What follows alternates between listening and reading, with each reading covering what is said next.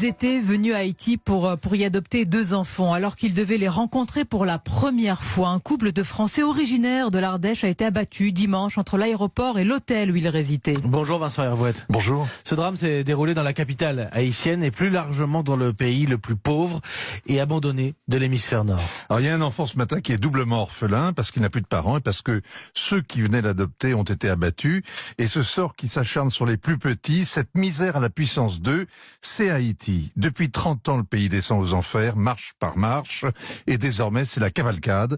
Le couple qui venait de l'Ardèche a été tué par des coupeurs de route, un pays où on peut pas aller de l'aéroport à la capitale qu'en convoi et de jour est un pays qui n'existe plus. Haïti, c'est la Somalie, mais aux Amériques. Alors depuis le début de l'année, le pays manifeste contre le président qui est corrompu, mais ceux qui tiennent les barrages obéissent aux chefs de gang qui sont parfois eux-mêmes élus sénateurs. Il faut pas être naïf. À Port-au-Prince, ce couple de Français a mal mesuré le danger qu'il courait. Le Quai d'Orsay conseille aux voyageurs de reporter leur voyage jusqu'à nouvel ordre.